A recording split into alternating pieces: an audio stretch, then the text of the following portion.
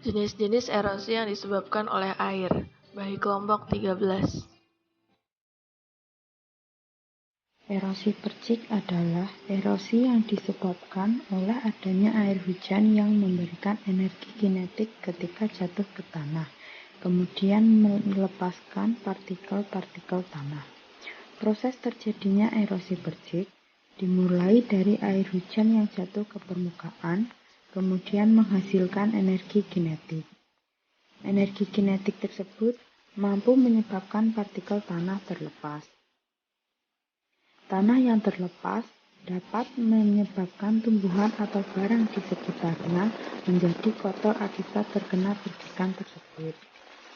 Biasanya, erosi percik terjadi pada awal hujan.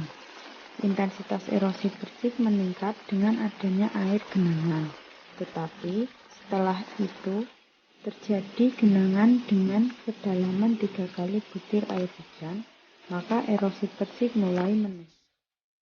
Erosi permukaan atau biasa juga disebut erosi kulit atau erosi lembar merupakan proses pengangkutan lapisan tanah yang tebalnya merata dari suatu permukaan tanah. Erosi permukaan terjadi ketika lapisan tipis permukaan tanah di daerah berlereng terkikis oleh lapisan kombinasi air hujan dan air larian.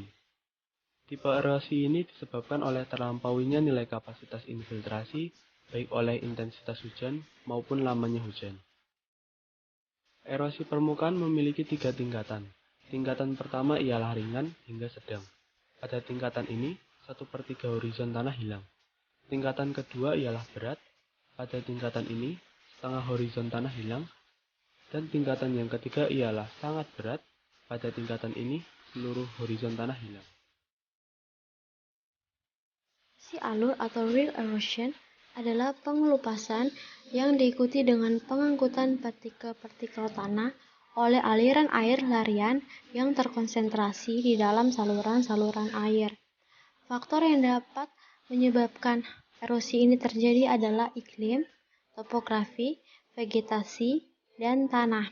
Seperti yang dapat kita lihat di daerah Kabupaten Kupang, khususnya Desa Raknabung, Nusa Tenggara Timur, yang mengalami pengelupasan tanah yang disebabkan oleh curah hujan yang tinggi, kemiringan lereng yang besar, sehingga membuat pengelupasan terhadap partikel-partikel tanah dan mengalami perpecahan pada tanah sehingga menyulitkan para pengendara yang akan melewatinya. Untuk mengurangi terjadinya erosi-erosi tersebut, dapat dilakukan langkah mitigasi sebagai berikut. Pada wilayah yang terjadi erosi percik, dapat ditanami rumput atau tumbuhan agar terjadi proses intersepsi dan stem flow yang akan mengurangi energi potensial dari air hujan. Sedangkan pada wilayah terjadinya erosi permukaan dan erosi halur, dapat dilakukan pengelolaan lahan dan membangun bangunan konservasi air seperti waduk, embung, selokan, dan memberi lubang biopori untuk mengurangi aliran permukaan.